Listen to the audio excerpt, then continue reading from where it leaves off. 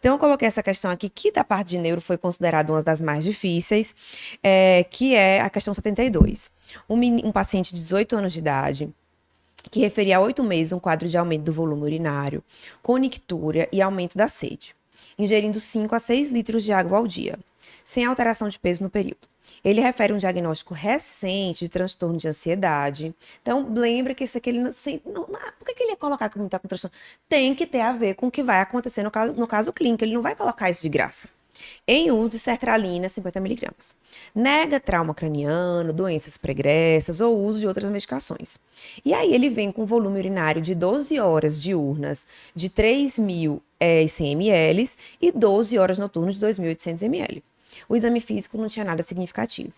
Exames laboratoriais, o paciente vem com sódio normal, potássio 4,1 normal, glicemia, claro, normal, ele já coloca, a gente tem que excluir que esse paciente estivesse apresentando poliúria por causa de diabetes recém-diagnosticado. Vem com creatinina 0,6 normal, cálcio 10,2 também normal e vem com osmolaridade plasmática de 280, com uma osmolaridade urinária de 185. Então, veja, aqui ele já está dizendo para você que é um paciente que tem poliúria. Você meio que não sabe qual é a causa ainda, ele só comentou que tem esse transtorno de ansiedade. E aí ele quer saber qual que é a próxima conduta diagnóstica para o caso da questão. Letra A. Não são necessários novos exames, já que a presença de poliúria hiposmolar e a história clínica permitem um diagnóstico de polidipsia primária. Letra B. Dosagem de copeptina estimulada durante o teste de restrição hídrica ou infusão de salina hipertônica. Letra C. Dosagem de osmolaridade urinária, sódio sérico e copeptina plasmática após a orientação de jejum hídrico em casa durante o período noturno. Letra D. Teste terapêutico com desmopressina e dosagem de osmolaridade urinária durante o uso da medicação. Então, a gente já está aqui diante de um quadro, de uma questão que vai querer abordar esses aspectos de diabetes insípidos, que provavelmente para a prova do ano que vem pode até cair essa questão. O diabetes insípidos atualmente vem se falando que não é para usar mais essa nomenclatura, porque a nomenclatura é errada, que não fala da fisiopatologia da doença. Então, o nome certo é deficiência de vasopressina, né? Isso tem grandes sociedades aí que estão lutando para mudar o nome da doença, porque muitos pacientes que têm a doença são inadequadamente tratados mesmo quando chegam nos serviços de saúde, chegando dizendo que tem diabetes insípido, o povo acha que é diabetes mellitus.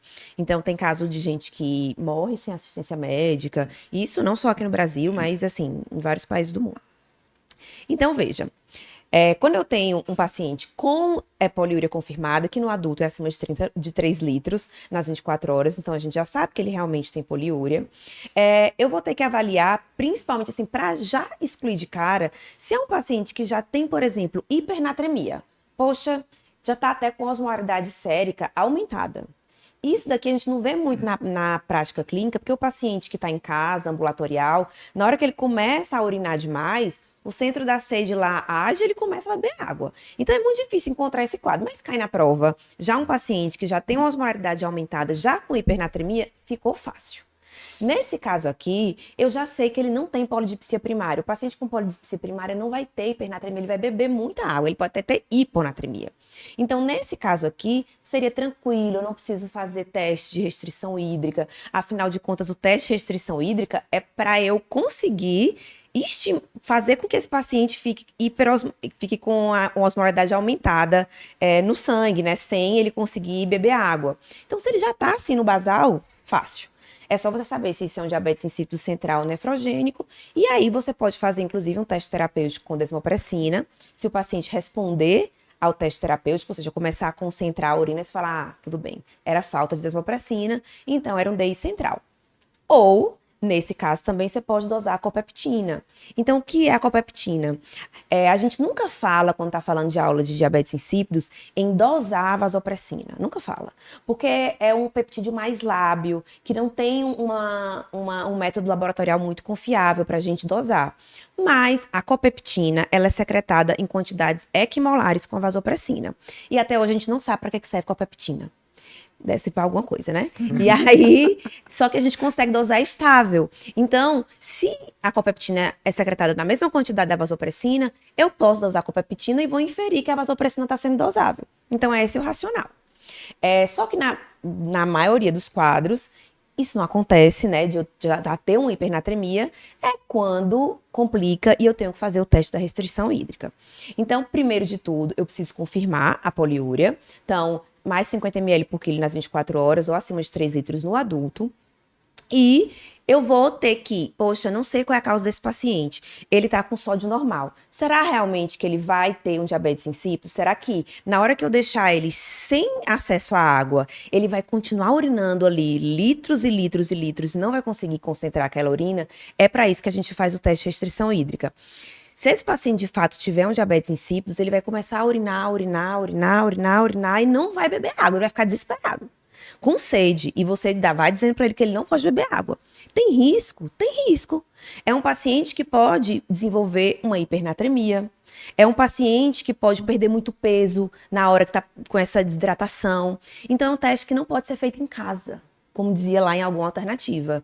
Então, esse teste de restrição hídrica é feito com o paciente internado, certo? Daí a grande dificuldade de fazer esse teste, e aí por isso que o uso da copeptina tem ficado cada vez mais em voga, assim, porque facilita, né, o manejo desse diagnóstico.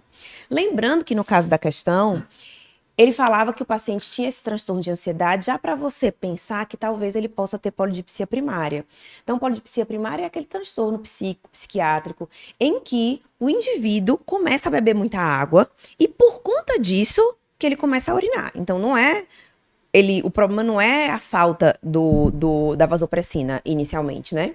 Então, veja, no teste da restrição hídrica, a gente confirma que o paciente tem poliúria, é um paciente que já tem uma urina ali que já não está tão concentrada, e você vai, ao longo das horas que o paciente está sem beber água, medindo o sódio e a osmolaridade plasmática, né? Quando a gente vai seguindo no teste. Antes até do teste, se esse paciente já tem uma hipernatremia, como eu tinha falado, já fica muito fácil da gente dar esse diagnóstico. A gente já sabe que ele tem DI central nefrogênico. Se ele tem um sódio muito baixo, eu até já fico pensando que ele tem uma polidipsia primária, que não era o caso. Mas se ele tem um sódio normal, é quando a gente vai fazer o teste da restrição hídrica.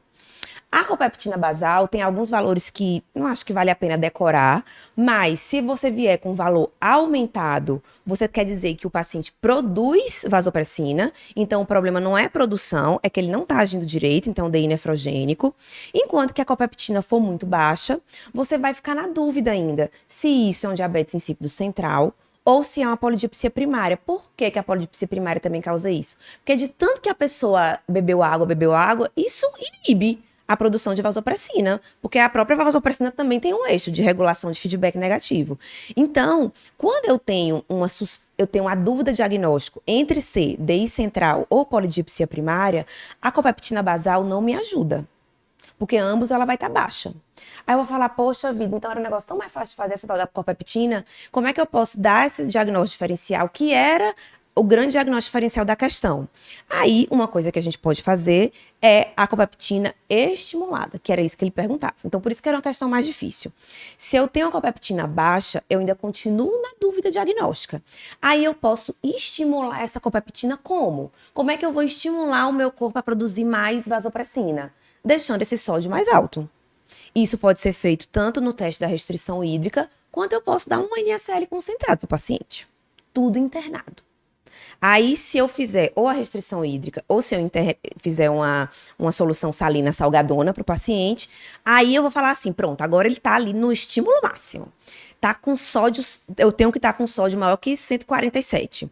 Se com tudo isso o paciente ainda não produz nada de copeptina, aí realmente é DI central. Agora, se ele começou a produzir ali, né, se o excesso de sódio está começando a estimular aquela produção, é uma polidipsia primária. Então, você tinha que saber além, né? Não só saber a diferenciação que a copeptina serve para diagnóstico entre DI central e nefrogênico, mas tinha que saber que essa copeptina estimulada pode dar o diagnóstico diferencial entre DI central e polidipsia primária. Então, que era essa a resposta? Então, ó, na letra A, um paciente que tinha poliúria, que estava já com a urina bem diluída, com a osmolaridade plasmática já ali ainda na faixa de normalidade, você tem que fazer mais exames. Eu não posso dizer que esse paciente tem polidipsia primária só porque ele tem um transtorno de ansiedade e usa sertralina. Não posso dizer isso de cara. Letra B, a dosagem de copeptina estimulada durante o teste de restrição hídrica era o que daria o diagnóstico diferencial. Essa é a correta. A letra C fala que você ia fazer tudo isso em casa, então tá errado. E na letra D, o teste terapêutico com desmopressina, a gente consegue dar o diagnóstico diferencial de DI central versus DI nefrogênico. Mas eu não consigo dar o diagnóstico diferencial de polidipsia primária, que era o que a gente queria saber nesse paciente. Então, essa foi considerada uma questão, acho que das mais difíceis da parte do neuroendócrino, e a resposta era a letra B. Bem, espero que você tenha gostado desse formato de vídeo mais curtinho. Se você gostou e quiser ver outros vídeos como esse, clica aqui nesse vídeo, tem um formato parecido, o pessoal gostou bastante. E se você quiser conhecer, quiser assistir ao vídeo que deu origem a esse corte, né? Esse vídeo ele foi retirado de um outro maior, de um outro completo. Clica aqui à esquerda que você poderá conferir o nosso conteúdo completo.